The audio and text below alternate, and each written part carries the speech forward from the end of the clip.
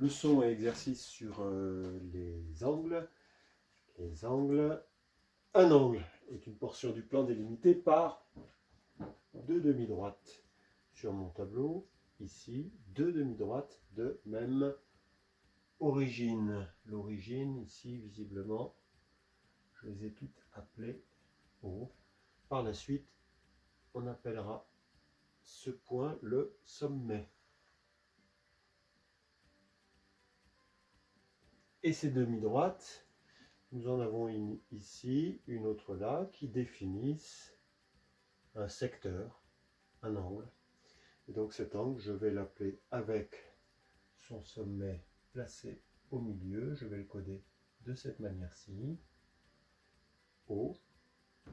La demi-droite, origine O, et qui se prolonge dans cette direction, X. Origine O, et qui se prolonge dans la direction Y. Donc cet angle, je pourrais également l'écrire de cette manière-ci. Un deuxième angle, cet angle-là, qui est donc un angle A, la différence de celui-ci, ici c'est un angle obtus, dont la mesure serait supérieure à celle de l'angle droit, tandis qu'ici nous avions un angle aigu. Je reprends avec cet angle-ci, l'origine O, ce qu'on appellera ensuite le sommet de l'angle.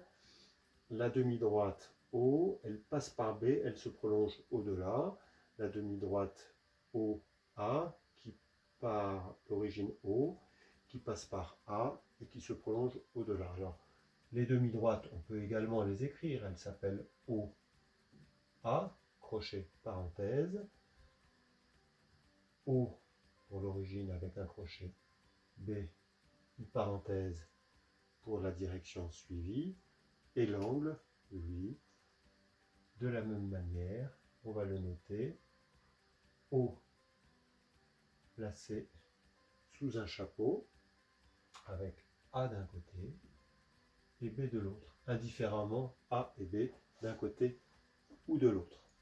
Cet angle-ci, c'est un angle droit dont la mesure est de 90 degrés, avec cette fois-ci une direction et un point C. Donc la même origine. Donc la notation, ça va être le sommet au milieu, une direction d'un côté, le point C par lequel se prolonge la demi-droite d'origine O. Et là, je peux indiquer la mesure de cet angle. Si je prolongeais ma demi-droite ici, de ce côté-ci, j'aurai un deuxième angle droit, on va également coder.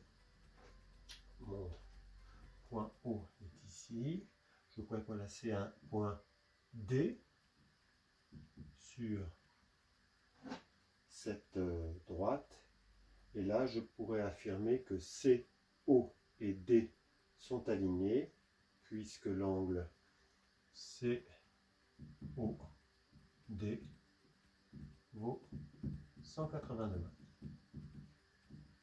c'est-à-dire 90 plus 90 degrés, ici. Donc, angle droit.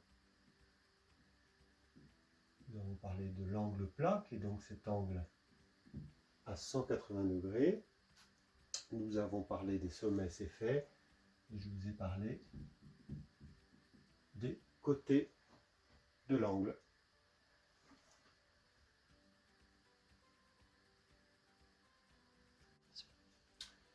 Eh bien, la mesure d'un angle, c'est bien évidemment avec cet instrument, le rapporteur. Le centre est ici, et une graduation qui va de 0 à 180, et dans ce sens-ci, de 0 à également 180. Alors, si on l'applique sur notre angle droit, on met le centre du rapporteur et le sommet de l'angle coïncident, donc c'est ici. Alors là, je ne vais pas arriver à grand-chose, il me faut faire coïncider le 0 de la graduation confondue avec un des côtés de l'angle, et bien ici, sans vous mentir, c'est cet angle qu'on ouvre ici dans ce sens, c'est un angle droit puisqu'il fait, sa mesure est de 90 degrés juste.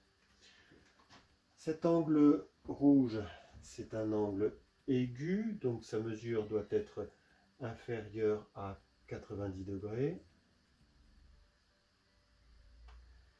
Alors, la mesure, si je prends ce système, je place ici le centre du rapporteur et le 0 ici confondu avec un axe, avec un côté de l'angle, ben ça ne marche pas. Hein.